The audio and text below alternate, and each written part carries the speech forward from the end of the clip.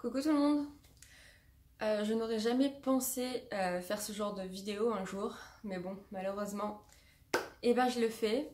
Je vous préviens d'avance, cette vidéo va être juste très longue, mais j'ai énormément de choses à vous dire. Donc vous avez dû voir la tête du titre que j'ai mis à cette vidéo.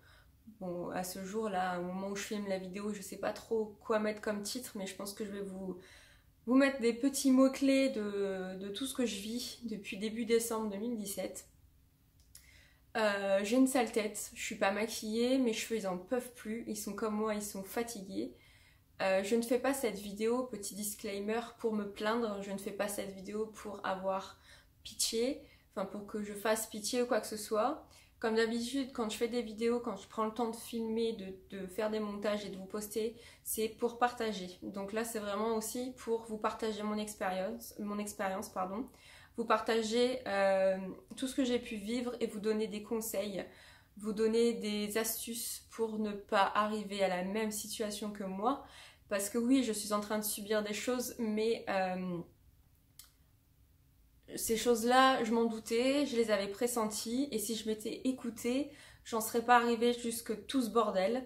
Je vous avais tourné une vidéo il y a quelques temps que je n'ai jamais postée sur la gentillesse, le don de soi, l'instinct, savoir s'écouter, savoir sentir les choses et savoir fuir pour se protéger. Et je l'ai jamais fait parce que j'avais peur qu'elle soit mal perçue, j'avais peur qu'elle soit peut-être un peu trop violente et j'avais peur qu'elle soit vraiment mal interprétée par les personnes qui regarderaient. Et en fait, je me suis dit, Aurore, t'es conne parce qu'en fait, ta communauté, c'est des personnes qui te connaissent depuis des années et en plus de ça, elles savent que c'est pour des bonnes choses. Et en fait, je l'ai jamais faite et en fait, j'aurais dû la faire cette vidéo, enfin, vous la mettre sur internet, sur YouTube. Et surtout, j'aurais dû écouter les conseils que je vous donne dans cette putain de vidéo parce que je vous donne des conseils et je suis pas foutue de les appliquer. Donc je vais revenir chronologiquement à tout ce qui se passe dans ma vie depuis début décembre 2017. Donc pour certaines, vous le savez parce que je suis proche de certaines personnes et je leur parle sur Snapchat ou sur Instagram. Et pour d'autres, vous ne le savez pas encore. Je vais commencer par une petite note positive, par deux notes positives avant de vous expliquer tout ce bordel. Première note positive, la boutique Avril Cosmétique a ouvert à Montpellier. Ils sont en train de s'ouvrir dans le sud de la France. Il y a des projets sur d'autres endroits, mais en fait ils sont en train de chercher où précisément par rapport à l'emplacement des boutiques, par rapport au loyer, parce qu'à Bordeaux c'est très cher par exemple, ce que me disait la vendeuse quand j'ai été la voir samedi. Donc j'ai acheté deux produits que j'ai pas pris dans mes mains, je suis désolée, mais il y a une photo sur mon Instagram, donc je vous mettrai le lien sur mon Insta. J'ai acheté un mascara volume qui est très bien, je l'ai mis aujourd'hui, c'est le seul maquillage que j'ai sur moi. D'ailleurs j'ai une gueule, mais je vois là en plus, je commence à vieillir, donc j'ai des rides qui commencent à se faire, en fait des rides d'expression comme on dit. Mais alors là, vu que je suis pas bien depuis presque un mois, ça se voit d'autant plus à ma gueule. Je suis désolée, j'ai vraiment une sale tête et mes cheveux sont pas beaux non plus. Mais tout ça va bientôt s'améliorer d'ici la fin du mois d'avril. Et j'ai acheté aussi un après-shampoing qui m'a coûté 7 euros, qui sent bon. Alors l'odeur reste un petit peu sur les cheveux. Il a fait son job, mais là, comment dire que vu la gueule de mes cheveux, c'est vrai que c'est pas très transcendant, mais ça fait qu'une seule fois que j'utilise. Donc je vais le finir et je vous donnerai mon avis à la fin du produit. Deuxième petite nouvelle qui m'a fait vraiment chaud au cœur et qui arrive au bon moment, c'est que ma petite Audrey, ma pousse de cheveux, donc maintenant Like a Day, est revenue sur YouTube, sur la blogosphère, est revenue dans le monde des chevelus, mais pas que, et elle a tout à fait raison de varier parce qu'elle aime certaines choses, tout comme moi, on ne naît pas que dans les cheveux, quoi, on n'est pas que là-dedans, on est dans d'autres choses aussi. Et ça m'a fait vraiment chaud au cœur qu'elle revienne ici sur YouTube et sur la blogosphère, et aussi de pouvoir reprendre contact avec elle. Je l'ai eu au téléphone plusieurs fois, on est resté je sais pas combien de temps au téléphone. Et il y a un petit projet en commun qui va sûrement se faire toutes les deux. Donc voilà, ça m'a fait chaud au cœur, ça m'a fait une bonne onde et une bonne vague positive dans tout ce merdier et je te remercie ma belle de m'avoir écoutée et d'avoir qu'on ait repris contact toutes les deux parce que Audrey c'est plus que une youtubeuse ou une blogueuse pour moi, c'est une amie et c'est une amie très très proche. Et voilà, donc je te fais un gros bisou si tu as la patience de regarder ma vidéo et je te dis à très bientôt de toute façon. Donc voilà pour les deux petites choses positives. Bon forcément il ne va pas y avoir que du négatif dans tout ce que je vais vous expliquer, mais forcément on va aller crescendo et autant vous dire que je ne suis pas sortie de ce bordel, mais je vais vous expliquer. Donc tout commence par rapport à décembre. Je suis dans une entreprise qui fluctue en fait, son activité fluctue selon les périodes. Donc pour celles et ceux qui ne se souviennent pas, je suis assistante administrative de production. Donc en fait je gère tout ce qui est flux des commandes et gestion des stocks dans mon entreprise. Et c'est une entreprise qui crée des kits de diagnostic pour savoir si les animaux sont malades ou pas. Donc ce sont pour les animaux de rente, les animaux du style bovin, ovin, caprin, équin aussi. On a 1 ou 2 kits de diagnostic pour les animaux domestiques, mais c'est que des animaux de rente, donc des animaux qui sont dédiés à mourir et à être consommés. Donc déjà éthiquement c'est pas trop mon délire, mais bon, au bout d'un moment, voilà, c'est le travail dans lequel je suis actuellement. Et nous sommes donc très influencés par les saisons et par les périodes. Quand les animaux sont dehors, et ben, tout se passe bien, ils sont en train de grossir, ils sont en train de faire leur cycle, etc. Au moment de l'automne, les animaux rentrent dans tout ce qui est... granges, etc. On les rentre dans des hangars et on les teste pour savoir s'ils sont malades ou pas, s'ils sont bons à la consommation ou pas. Donc forcément à partir de novembre, forcément nous avons beaucoup de commandes parce que on prépare les fêtes. Quand c'est les fêtes, il y a les oies, les canards pour le foie gras. Il faut les tester pour tout ce qui est grippe aviaire, etc. Donc forcément fin d'année est une période très active et je suis dans une entreprise qui a 25% d'augmentation d'activité et de chiffre d'affaires. C'est une entreprise qui est en train d'évoluer de ouf. C'est très bien parce que nous, ça nous renforce. Nous sommes en fait, moi je suis sereine hein, quand une entreprise est en train de grossir et un chiffre d'affaires qui augmente de 25%, c'est qu'on est dans une entreprise qui va pas se casser la gueule du jour au lendemain. Mais forcément, moi, le poste que j'ai est un poste qui va être d'autant plus sollicité arrivé à la fin de l'année. Donc je ne suis pas toute seule, on est plusieurs pour gérer ça, mais forcément, il y a des personnes qui encaissent plus ou moins l'accroissement de l'activité et en fait, moi j'ai beaucoup plus de commandes à traiter, j'ai beaucoup plus de stocks à gérer, donc forcément je vais faire des journées beaucoup plus grosses. Et Aurore, comme elle est conne, elle fait des journées beaucoup plus grosses et elle fait ça et elle recommence. Et le lendemain aussi, elle va pas au sport, elle fait pas attention à elle, elle fait du 8h, 19h, elle rentre chez elle, elle est complètement déphasée, elle a la flemme de se faire à bouffer, elle va dormir. Donc au bout d'un moment, ça ne tient pas, votre corps ne tient pas. Même si on vous dit attention, fais attention, on se dit non mais c'est bon, ce soir je me couche plus tôt, ce week-end je me repose et ça va. Non. Au bout d'un moment, votre corps il vous dit fuck, il vous dit tu vas arrêter de faire de la merde, tu ne veux pas, et c'est pas grave, je vais te mettre un petit truc et tu vas te calmer direct parce que tu pourras plus rien faire. Donc arrivé début décembre, je sentais que j'étais de plus en plus fatiguée, j'avais des acouphènes, des maux de tête, des espèces de vertiges, j'avais l'impression de tanguer, droite-gauche, droite-gauche. Je me disais c'est pas grave, ce soir je me repose et puis demain ça ira mieux. Ok, sauf que le lendemain, arrivé milieu d'après-midi, j'étais de nouveau avec des acouphènes, des maux de tête, envie de vomir et ça tanguait, ça tanguait. Et donc du coup au bout d'un moment, je me suis dit c'est quand même bizarre mais ça va se calmer. Et arrivé à mi-décembre, en plein milieu de la nuit, je me réveille avec un violent mal de tête à en vomir, à vouloir en vomir. Je m'assois dans mon lit pour aller vomir et là je vois que ça tangue de malade, impossible de me lever. Même assise c'était violent et je me dis mais qu'est-ce qui se passe, qu'est-ce qui est en train de m'arriver quoi. J'arrive à me recoucher et le lendemain je vais voir mon médecin traitant qui n'était pas là. Je tombe sur un remplaçant qui me fait faire des tests d'équilibre, etc.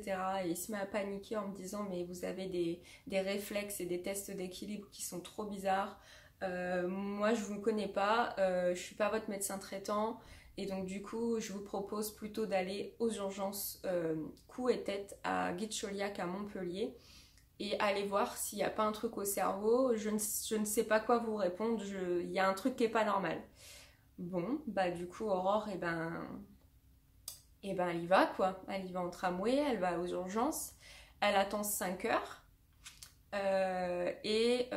Ce qui se passe, c'est que je tombe sur une interne très compétente.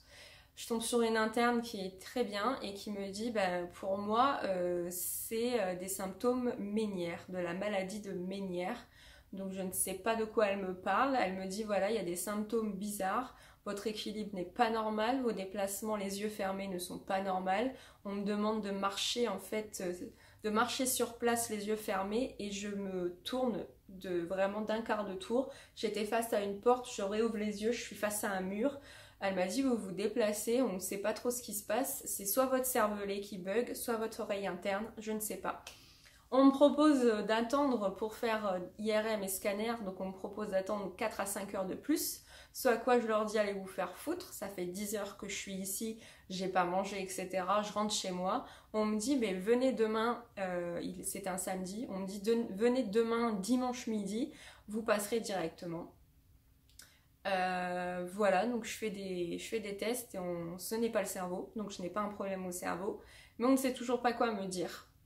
Donc on me dit, dans les 40 à 72 heures, madame, il faut que vous ayez un rendez-vous avec un ORL, un neurologue, parce qu'il faut diagnostiquer et savoir ce que vous avez.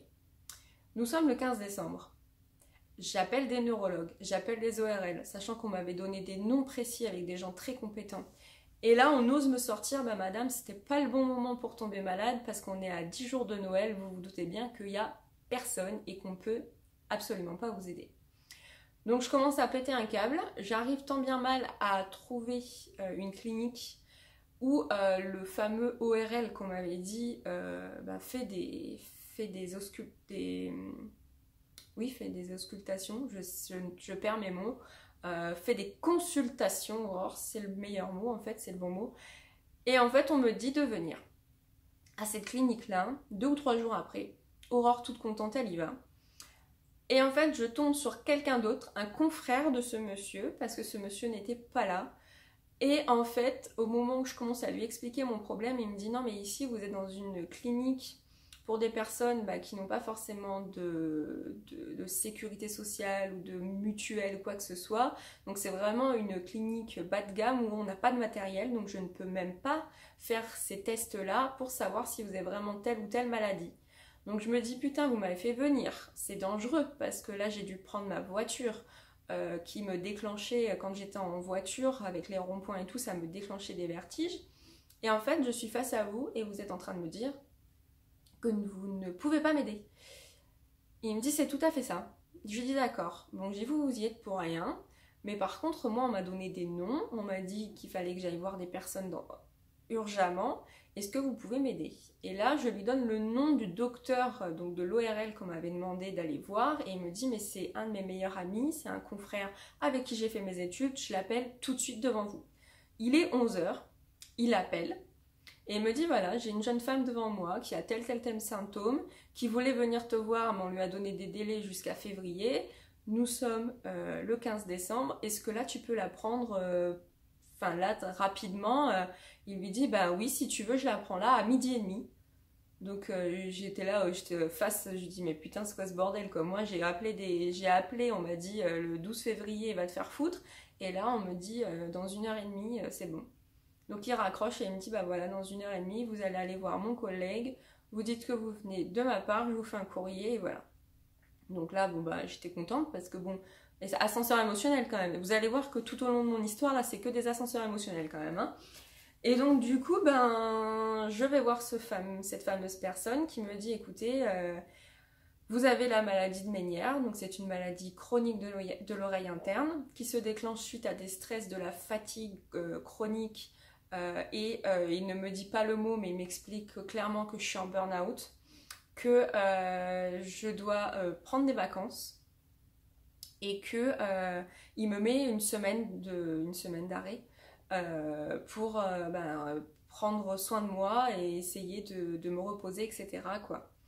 Donc il se passe une semaine et en fait au bout de cette semaine je vais mieux. Mais rien que de savoir que je dois retourner au travail, que je vais reprendre cette toupie infernale avec tout ce... Enfin, voilà, cette course, ces journées super longues, etc. Et je redéclenche des vertiges. Donc là, je vais voir ma médecin traitant et elle me dit, écoute, au bout d'un moment, Aurore, c'est pas possible. Donc en fait, elle me met 1 mois d'arrêt maladie. Pendant ces 1 mois d'arrêt maladie, je vais prendre des vitamines, je vais faire des séances de rééducation pour mon oreille interne qui s'est perdurée encore jusqu'après quoi, hein. J'en ai fait pas mal. Donc tout ça pour vous dire que votre travail ne doit pas bousiller votre santé. Quand vous sentez que vous n'êtes pas bien, que vous êtes fatigué, prenez des vacances avant d'arriver dans ces périodes-là. N'attendez pas d'être complètement déphasé, d'être complètement au bout du rouleau pour prendre des vacances. Ça ne se passe pas comme ça. Prenez des vacances à intervalles réguliers avant de péter un câble.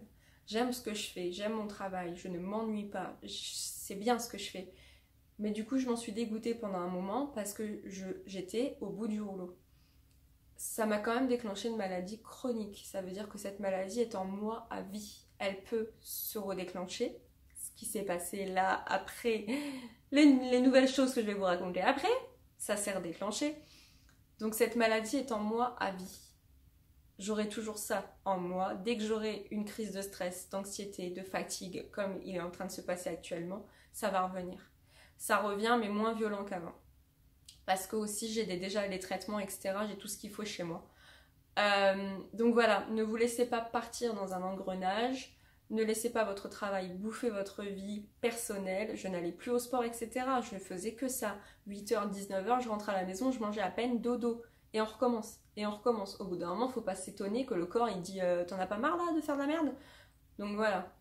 Donc pendant 1 mois, j'ai été en arrêt maladie. J'ai eu une vie pas normale parce que je n'arrivais pas à me lever, je n'arrivais pas à faire des choses classiques parce que j'avais des vertiges. C'était des tangages où j'étais assise là comme ça devant vous et je tanguais comme ça, sans rien contrôler. Mon oreille interne, elle était complètement déglinguée quoi. Donc voilà.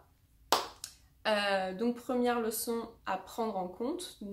Prenez soin de vous, faites attention à vous, n'allez pas à la limite de vos capacités, de votre corps. Écoutez-vous. Écoutez-vous vraiment parce que ça m'a déclenché plein de trucs, quoi, vraiment. Donc ça, c'est le problème, mon problème de santé depuis le début décembre 2017. Voilà. Premier chapitre. Je suis retournée au travail le 15 janvier. J'ai repris mon rythme tranquillement, ça a été, franchement ça a été. J'ai eu des journées un peu plus longues, mais je faisais attention à moi, je partais. Après j'ai pris soin de moi et j'ai fait un check-up complet de tout quoi. J'ai été chez la dentiste, j'avais des problèmes au niveau des gencives, j'ai tout réglé. Là il faut que je m'occupe de mes yeux, de changer mes lunettes. J'avais des soucis ailleurs vraiment minimes, mais j'ai tout fait. Hein. Je vous ai fait un contrôle technique les gars. De A à Z, j'ai tout fait parce que je me suis dit, Aurore, t'as trop laissé ta santé de côté, c'est pas bon. Voilà. Ensuite, j'essaye de tout reprendre dans l'ordre. Je suis dans cet appartement depuis fin mai 2017. Ça fait pas 1 an. Au jour d'aujourd'hui, quand je vous parle, ça fait pas 1 an que je suis ici. Quand j'ai emménagé, j'ai eu un coup de cœur sur cet appartement qui est très beau. Vraiment, il est très très beau. J'ai vraiment eu un coup de cœur. Je suis dans un quartier assez sensible de Montpellier. Je ne veux pas faire de cliché quoi que ce soit. Ce quartier populaire, je l'adore. J'y suis depuis toujours. C'est le même quartier où j'étais avec Youssef dans l'ancien appartement où j'ai eu aussi des soucis qui ne sont toujours pas réglés d'ailleurs. J'adore ce quartier. Ce quartier, je l'ai toujours aimé. C'est un quartier populaire, c'est un quartier vivant, mais je l'ai toujours adoré. Quand je suis arrivée ici, j'ai eu un coup de cœur sur cet appartement. Je me suis mis dans mon cocon, j'ai aménagé, j'ai acheté des trucs. Ça m'a vraiment fait plaisir d'avoir un cocon où je m'y sentais bien. Quelques mois après, en fait, cet appartement, à la base, c'est un énorme appartement qui a été coupé en deux. Moi, j'ai une partie et il reste une autre partie juste à côté. Au bout de quelques mois, j'ai vu une certaine catégorie de personnes être mes voisins. Je veux pas faire un cliché, je veux pas déclencher des débats, mais ce sont des cassos. Vraiment, ce sont des cassos. Et en plus de ça, toutes les semaines, il n'y avait pas les mêmes personnes. Donc il y avait des personnes qui rentraient, qui avaient des clés, des personnes qui me croisaient, qui se permettaient de me demander qui j'étais, si j'étais la voisine, la petite voisine, machin. J'ai vu en l'espace même pas d'un an, facilement une dizaine de personnes différentes. Donc ça, il n'y a pas d'autre mot, ça s'appelle un squat. C'est des gens qui se font passer des clés, qui restent 2-3 jours, qui restent une semaine, qui fument, qui boivent, qui font du bruit, qui se permettent de faire des choses qui ne sont pas forcément décentes quand nous sommes en collectivité. Et en fait, j'ai prévenu mes propriétaires de tout ça et on m'a dit oui, c'est des gens assez spéciaux, ils sont un peu simplés mais ils sont pas méchants. Sauf que moi j'ai eu 2-3 altercations par rapport au bordel qu'ils faisaient, par rapport une fois il y en a un, il voulait absolument que Swiffy rentre dans son appartement pour lui faire des câlins machin et tout, je lui ai dit non, mon chat il a pas rentré chez toi. Évidemment Swiffy à un moment il a portée ouverte, on l'appelle, il y va, je vais rechercher le chat dans l'appartement, un taudis. Je n'ai jamais vu un appartement comme ça. De toute façon, ça sent la mort dès qu'ils ouvrent la porte. Je n'ai jamais vu ça de ma vie. Le gars a commencé à m'engueuler. Qu'est-ce que tu rentres chez moi? Tu n'as pas rentré chez moi. J'ai dit, écoute, je récupère mon chat, t'as rien à me dire. Je suis rentrée chez moi, j'ai fermé la porte, ça m'a saoulée. Et là, en fait, début mars, à un moment, un matin, je sors de chez moi pour aller au travail, la porte s'ouvre, je tombe sur 2 nouvelles personnes. Les gars, pupilles dilatées, comme je n'ai jamais vu. Au bout d'un moment, c'est pas des chats, ils ont pas à avoir des pupilles dilatées. Pour ceux qui ne comprennent pas, les gens, quand ils se droguent, les pupilles se dilatent. Donc le mec complètement drogué, qui me dit « Ah, c'est toi la petite voisine ?» Non, il me dit précisément « Ah, mais on a une voisine. » Je dis « Bah oui, on a une porte en commun, mais après les 2 appartements là, oui, je suis votre voisine. » Ah, mais je savais pas moi qu'on avait des voisins, qu'on avait une voisine, et il regarde son pote, un black, je savais pas qu'on avait une voisine. Je dis bah si. Bon bah bonne journée, hein, vous allez au travail? Je dis oui, je pars au travail, bonne journée, au revoir. Et là en fait en voiture, en allant au travail, je me dis attends Aurore, merde, comment un mec ne peut pas savoir que t'as un voisin derrière? Donc encore une fois ça me conforte en me disant ça c'est des squatteurs, c'est des gens, ils ont des clés, ils savent où aller mais ils ne savent pas ce qui se passe autour. Donc déjà ça me met la puce à l'oreille quoi. Et donc du coup le lendemain, je repars au travail. Le soir je devais aller au sport. Au final j'y vais pas parce que j'ai mal à la tête. Donc je ne vais pas au sport. Je passe à la pompe à essence pour laver ma voiture et faire le plein. Et quand je reviens, j'ouvre la porte normale avec mes clés. J'ouvre et je vois une lumière allumée. Et je me dis putain Aurore, t'as encore oublié parce que ça m'arrive là... Vu que je suis pas mal fatiguée et qu'il y a 4 interrupteurs au même endroit, ça m'arrive d'éteindre une lumière mais d'en rallumer une autre sans faire gaffe. Et je me dis putain t'as encore oublié d'éteindre une lumière avant de partir.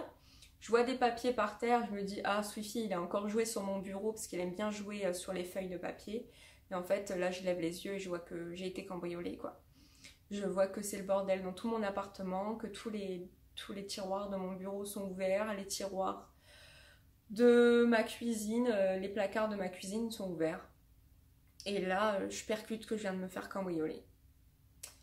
Je rentre dans l'appartement, premier réflexe, où est Swiffy? Donc j'appelle Swiffy qui arrive au bout de quelques minutes complètement apeuré. Je le prends dans mes bras et j'arrive, je cherche où ils sont, s'ils sont là et par où ils sont rentrés quoi. Et en fait, je m'aperçois que la fenêtre de ma chambre est ouverte. Donc, je suis au rez-de-chaussée surélevé. Donc, d'un côté, je suis à une hauteur de 2 mètres et quelques. Et de l'autre côté, du côté de ma chambre, je suis à hauteur d'homme ou un peu plus grand, quoi. En fait, en grimpant un peu, on peut rentrer, quoi. Donc, la fenêtre de ma chambre est ouverte. Il est 18h30. Je ferme la fenêtre. Et je percute en fait. Je suis en train de comprendre que quelqu'un est rentré chez moi quoi. Et là je fais toutes les pièces et en fait je rentre dans ma salle de bain et on m'a volé tous mes bijoux avec les portoirs on m'a tout volé. Donc ça, je le vois. Premier réflexe, j'appelle Youssef parce que c'est la seule personne la plus proche de moi que je considère comme ma famille, qui est sur Montpellier. Tout le monde est très loin, donc il n'y a que lui. Donc je l'appelle en lui disant bah, je me suis fait cambrioler. Ça fait un mois, hein. Ça va faire un mois que je me suis fait cambrioler, mais vous voyez comment j'ai encore les boules quand même. Donc je l'appelle et il me dit dans 10 minutes je suis là. Donc j'appelle les flics cette fois-ci en leur expliquant ce qui s'est passé et ils me disent une brigade arrive, restez chez vous, ne touchez à rien. Donc Youssef arrive, les flics arrivent et j'ai le droit de toucher à rien forcément parce qu'ils vont faire des relevés d'empreintes. Et en fait, on me demande qu'est-ce qui a été volé. Donc je leur explique que moi, ce que j'ai vu, c'est ça, ça, ça, mais comme j'avais le droit de toucher à rien, j'ai pas ouvert les tiroirs, parce qu'il y avait certains tiroirs qui étaient fermés ou c'était tellement le bordel que je voyais pas. Donc le flic ouvre les tiroirs de mon bureau et je m'aperçois que le double des clés de ma voiture n'est plus là, que le double des clés de la maison de mon papa n'est plus là, et je m'aperçois de certains trucs, mais je m'aperçois pas de tout en fait. On est choqués. On se rend compte qu'on a violé notre intimité et là il faut qu'on donne des trucs. On me demande l'immatriculation de ma voiture que je connais par cœur, je suis pas capable de la donner parce que je suis choquée. Donc du coup, les flics font leur boulot, ils prennent les empreintes, ils prennent nos empreintes aussi pour faire la comparaison. On me demande à ce moment-là si tous mes moyens de paiement sont là, je leur dis oui, parce que je m'aperçois pas de quelque chose. Et en fait, ils s'en vont. Vous voyez, Swiffy, il fait des... Là, Swiffy, il vient de me faire un réveil violent parce que Bichette, il a été traumatisé lui aussi. Donc là, je pense qu'il fait des rêves. Ça va, moi, boubou. Donc voilà. Mais il va bien. Il va bien. On lui a pas fait de mal. Il était caché, en fait, dans mon dressing. Il est sorti après. Donc il va bien, il n'y a pas de souci. Donc j'appelle aussi ce qui s'appelle les services d'urgence de mon assurance pour leur demander de venir sécuriser la fenêtre qu'on m'a pétée. On me répond qu'il n'y a aucun prestataire de libre sur Montpellier et qu'il faut que je cherche par moi-même. Voilà, donc je cherche par moi-même. Quelqu'un nous dit qu'il va pouvoir arriver. La Massif me rappelle en me disant on trouve absolument personne, est-ce que vous avez moyen de mettre un meuble pour vous barricader? Donc je lui réponds vous vous foutez de ma gueule quoi, je viens de me faire cambrioler, la fenêtre elle est pétée, vous voulez que je mette un meuble pour dormir sereinement chez moi? Non, moi je veux un hôtel qui accepte les animaux et je veux un gardiennage dans mon appartement parce que je ne sais pas ce qui va se passer. Ah bah on cherche, je trouve un mec pour sécuriser la fenêtre, je les rappelle en disant merci d'avoir été incompétent cordialement. Il me rappelle après en me disant il y a un monsieur qui peut venir, qui est mandaté par nous, qui est agréé par nous. Vaut mieux que vous preniez ce mec là parce que comme ça vous n'avancez aucun frais. Donc au final il est 22h, 22h30. Quelqu'un arrive pour sécuriser pauvrement la fenêtre et on verra demain. Ok. Le double de mes clés ayant été volé de ma voiture, je mets ma voiture en sécurité, forcément. Parce que voilà, au bout d'un moment, il faut bien que je vais pas laisser ma voiture devant chez moi. Hein. Là, ça veut dire servez-vous quoi. J'apprends 1 ou 2 jours après que lorsque j'ai souscrit l'assurance de mon véhicule, le mec a oublié de me mettre l'option vol. Voilà. Donc je découvre que ma voiture est assurée mais pas pour le vol. Donc j'ai laissé ma voiture quelque part en sécurité mais qui était sur un lieu public. On aurait pu me la voler, je n'aurais rien pu faire. Donc quand vous souscrivez vos putains d'assurance, contrats d'assurance, etc., lisez les lignes, lisez-les toutes et faites-le devant le gars et vous le faites corriger. Parce que moi j'ai dit au gars que je voulais être assurée ça, ça, ça et vol. Alors il m'a assuré catastrophe naturelle, blabla, machin, mais il m'a pas assuré contre le vol. Donc depuis je l'ai fait. Et pendant 1 semaine, ça prend en fait, ça prend vraiment, ça se prend en compte qu'1 semaine après que vous ayez fait la demande. Donc voilà, du coup déjà vous vous apercevez de ça, c'est génial. Donc ma voiture, j'ai dû la mettre en sécurité chez un ami, où elle y est toujours d'ailleurs, et là je roule avec la voiture de Youssef, qui n'en a pas besoin actuellement, et encore heureux. Donc voilà. Après je vais vous faire une ellipse parce qu'au bout d'un moment je peux pas vous raconter tout. Mais on me fait venir quelqu'un qui n'est pas du tout compétent pour modifier la fenêtre. Ils ont arraché le radiateur du mur et la tringle à rideau du mur en partant. Donc du coup mon propriétaire me demande de refaire tout à neuf parce que cet appartement est neuf, ce que je peux comprendre. Mais du coup on me fait venir quelqu'un ou une entreprise qui me dit au bout de 3 semaines c'est en dehors de mes compétences, désolée. T'as fini de plotter la couverture derrière moi là? C'est en dehors de mes compétences, je suis désolée mais je ne peux pas réparer votre fenêtre. Donc là j'appelle le cabinet d'expertise qui est passé ce matin d'ailleurs et qui me dit non mais c'est des incompétents, nous on vous envoie quelqu'un de bien. Donc ils m'ont envoyé quelqu'un de bien qui va me faire ça rapidement.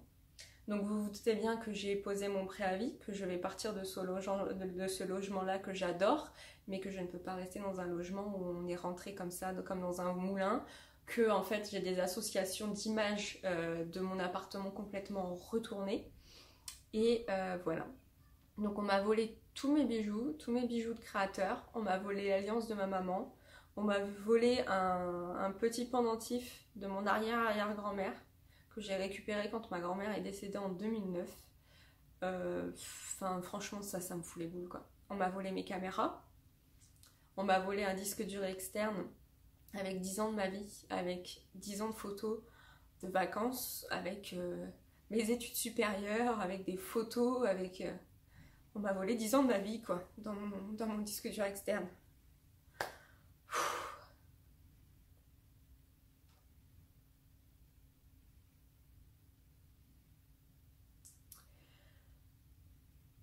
Donc voilà, vous vous doutez bien aussi que quand on se fait cambrioler, on est un petit peu à côté, quoi, on se rend pas compte de tout. On essaye de reprendre une vie classique, avec un rythme classique. J'ai peur de rentrer chez moi le soir, j'ai peur de partir, j'ai peur de croiser les gens à côté. Je suis pas sûre que ce soit eux, mais forcément j'ai des gros doutes. Et en fait, on nommait des choses et on se rend pas compte. Je me suis rendu compte que mon shampoing sec Secret de Provence avait disparu. Je me rends compte que je ne retrouve plus mes gants de sport. Donc je me rends compte de plein de petites choses comme ça au fur et à mesure. Je me dis putain, on m'a volé mon chargeur de téléphone. On m'a volé ma boîte de téléphone. Faut savoir que mon téléphone c'est de la location. Je n'achète plus mes téléphones parce que je trouve pas ça. Enfin moi personnellement je m'en fous d'acheter un téléphone. Donc c'est de la location. Sauf que quand vous rendez votre téléphone à la fin de la location, il faut rendre avec la boîte et le chargeur, ce qu'on m'a volé. Donc forcément à la fin de ma location, je vais devoir donner 250 € pour garder mon téléphone. Voilà, une chose beaucoup plus importante que je m'en suis pas rendu compte tout de suite, c'est que j'avais un vieux chéquier de quand j'étais étudiante et que je ne me sers plus parce que l'adresse n'est plus du tout à jour. Et donc du coup j'avais fait émettre un nouveau chéquier que j'utilise très rarement et autant vous dire que l'ancien chéquier je ne l'utilisais plus du tout et je ne me souvenais plus que je l'avais en ma possession.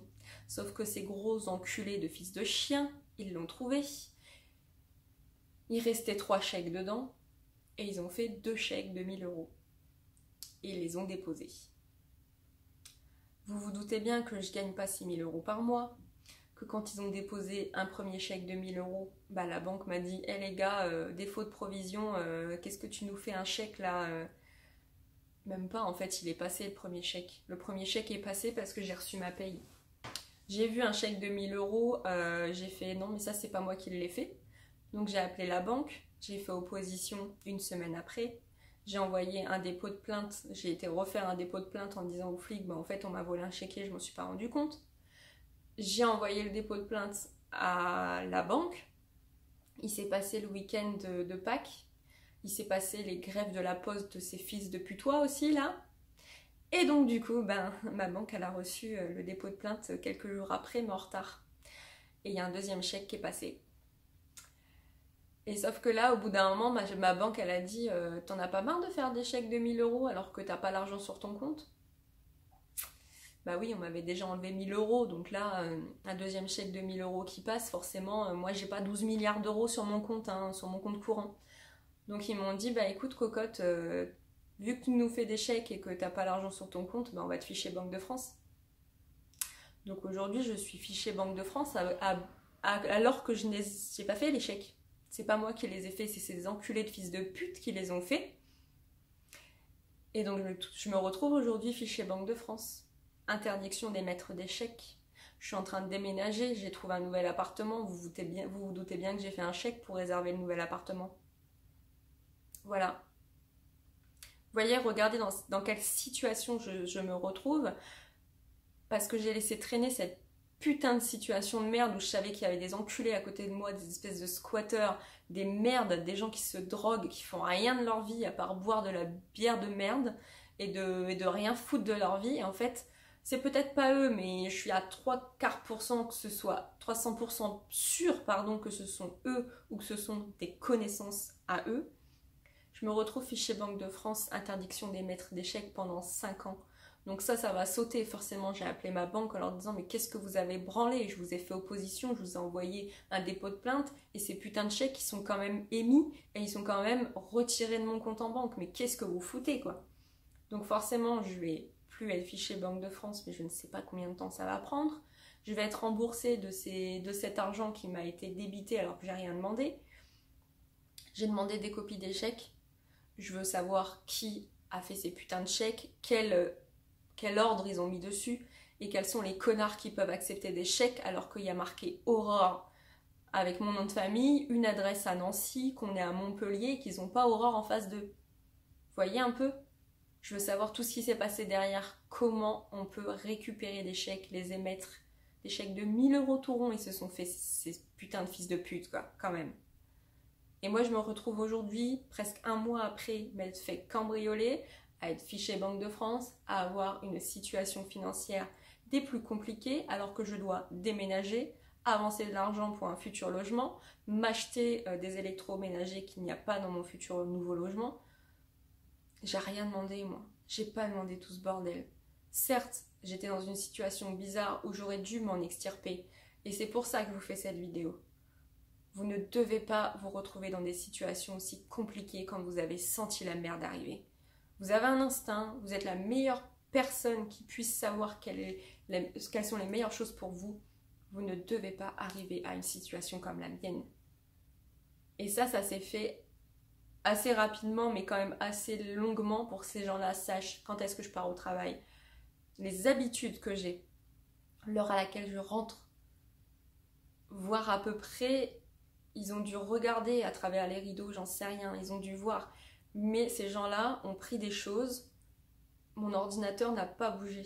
Ma platine vinyle n'a pas bougé. Mon imprimante n'a pas bougé. Il y a des choses de plus grosse valeur qui n'ont pas bougé.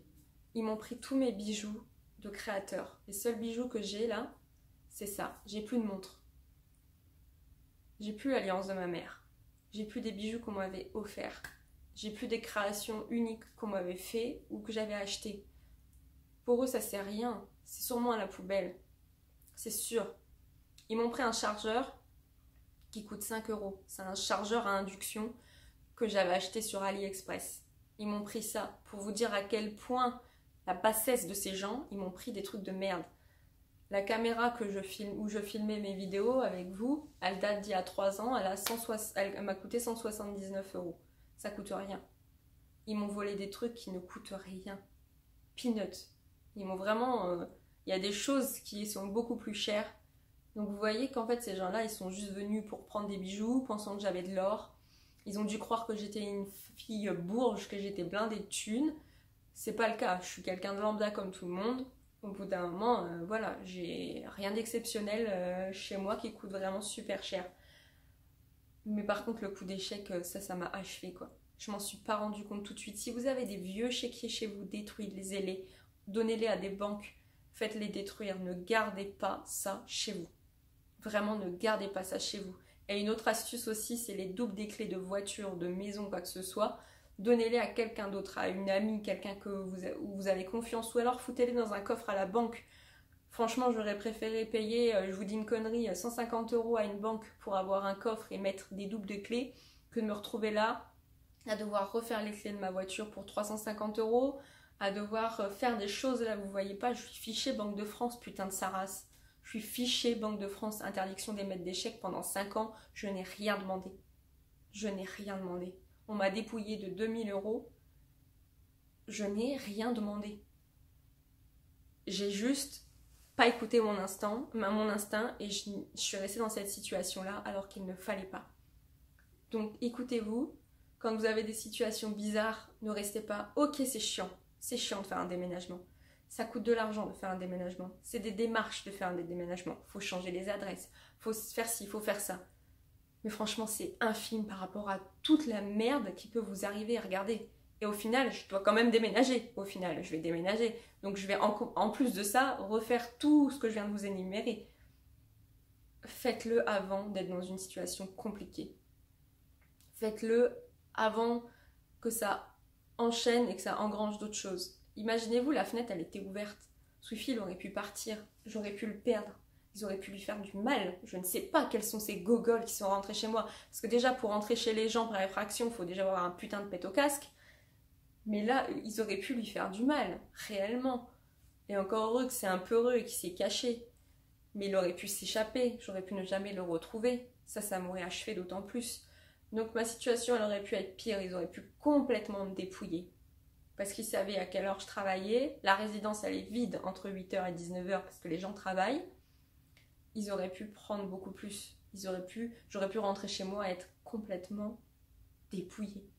Là, ce ne sont que des petites choses matérielles qui ne sont pas forcément utiles, que je ne fais probablement pas racheter. Autant vous dire que ma collection de bijoux, là, c'est fini. J'arrête de collectionner des bijoux. Je vais me racheter un bracelet, je vais me racheter sûrement une bague, mais c'est fini. J'arrête tout ça. On s'attache beaucoup moins aux choses maintenant.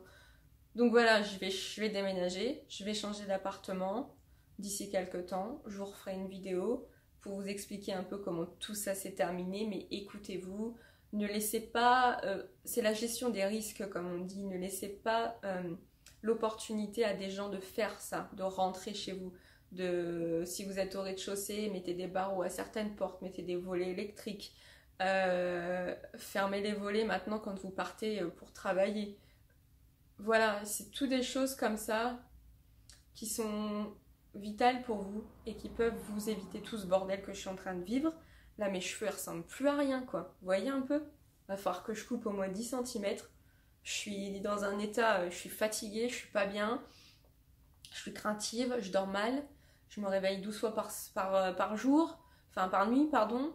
Là, en ce moment, il n'y a plus personne à côté. Mais dès que j'entends qu'il y a quelqu'un qui arrive, ça me fait frissonner.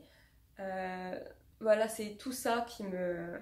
J'aurais jamais dû me laisser dans cette situation-là, mais il y a 1 an, j'ai trouvé cet appartement, il était beau, j'avais juste envie de changer de situation et d'être mieux, et en fait, je me suis pas... J'ai fait abstraction et de tous ces signaux qu'il y avait autour de moi, et j'aurais dû m'écouter, putain de merde. J'aurais dû m'écouter, mais bon, c'est tout, c'est la vie, il y a pire, je suis en bonne santé, du coup, forcément, ma maladie de Ménière s'est déclenchée. Beaucoup moins pire qu'avant, mais elle est là. Je sens tout le temps un flottement, des acouphènes, etc. Mais bon, ça va se calmer au fur et à mesure. Là, cette semaine, je suis en vacances. Je vais faire des cartons. Je vais continuer à résoudre tout ce bordel, quoi. Parce que forcément, c'est pas fini, hein, quand vous êtes fiché Banque de France... voilà quoi. Je pense que les gens ne se rendent pas compte. Ah oui, puis j'ai eu mon propriétaire au téléphone aussi. Et mon propriétaire savait les cassos qu'il y avait à côté, parce qu'il a vécu 1 an dans cet appartement. La personne qui était à côté de moi, que j'ai vue pendant 1 ou 2 mois, est sous tutelle. Le propriétaire est au courant. Mais en fait, ces personnes-là, je les ai vues que quelques mois et après, ils sont partis du jour au lendemain. Et depuis, c'est tout le temps un rituel avec des nouvelles personnes. Et donc du coup mon propriétaire veut essayer de les faire expulser, etc. Mais bon, en France ça se passe pas comme ça. C'est pas aussi simple d'expulser les gens.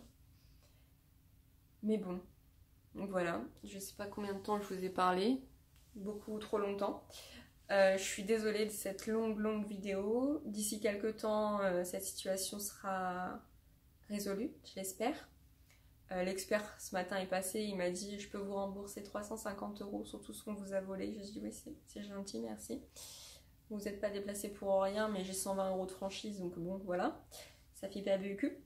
Mais bon, c'est tout, hein. De toute façon, il y est pour rien, pauvre garçon, mais ça fout les boules de voir que si vous n'avez pas de photos, si vous n'avez pas de factures, si vous n'avez pas de preuves, et ben voilà quoi. Je vous fais plein de gros bisous, je vous fais une mise à jour de tout ce bordel bientôt. Et il y aura des vidéos un peu plus classiques et un peu cool, enfin, j'arrive même plus à parler, un peu plus joviales qui vont arriver. Je suis désolée pour tout ça. Je suis désolée de ne pas pouvoir vous filmer d'autres choses, mais là, j'ai pas trop envie en ce moment. Je pense que tout ira mieux d'ici la fin du mois quand j'aurai changé d'appartement. Et on va repartir sur des bonnes vidéos, sur des choses en rapport avec les cheveux. L'été arrive, j'ai plein d'idées par rapport à ça. Prenez soin de vous, faites attention à vous. À la fin de cette vidéo, j'aimerais que vous fassiez un bilan un petit peu de tout ça et de vous dire que s'il y a un truc bizarre, s'il y a une situation pas normale ou que vous sentez qu'il y a quelque chose de pas normal, changez les choses. Si vous savez pas comment faire, envoyez-moi des messages et on peut parler ensemble. Tout est possible, tout est changeable, tout est améliorable. Mais ne restez pas dans des situations malsaines comme ça. Surtout si vous avez des enfants, si vous avez par exemple des animaux, parce que ces gens-là, ces enfants ou ces petites choses-là à poil là, que vous voyez dépasser, il n'a rien demandé. Et il aurait pu subir la haine, la folie de certains enculés qui sont rentrés chez moi. Et il n'a rien demandé de tout ça. Ça m'aurait fait vraiment mal qu'il lui arrive quelque chose. Donc ne restez pas dans ces situations malsaines. Et même si c'est par exemple votre conjoint ou des amis proches, parce que ça j'en parlais dans mon ancienne vidéo et peut-être que j'en ferai un bilan et que je vous en parlerai, dites au revoir à ces gens-là. Dites adieu à ces gens-là. C'est faisable. C'est pas simple, mais c'est faisable. Mais ne vous laissez pas bouffer par les autres. Votre vie, elle est trop précieuse pour la donner à quelqu'un d'autre. Donc faites attention à vous, quoi. Prenez soin de vous. Faites attention à vous. Je reviens dans pas très longtemps avec le sourire, avec une meilleure gueule. Parce que là, je vous impose des choses, mais c'est même pas concevable. Je pense que vous avez le droit de vous désabonner, d'ailleurs. J'ai vu qu'on était à 3000 abonnés. Donc merci à ces gens-là qui me suivent. Merci de prendre de mes nouvelles. Je reviens bientôt plus forte, avec le sourire. Parce que là, franchement, c'est pas possible, quoi. Prenez soin de vous. Je vous fais plein de gros bisous et je vous dis à très bientôt. Bye tout le monde.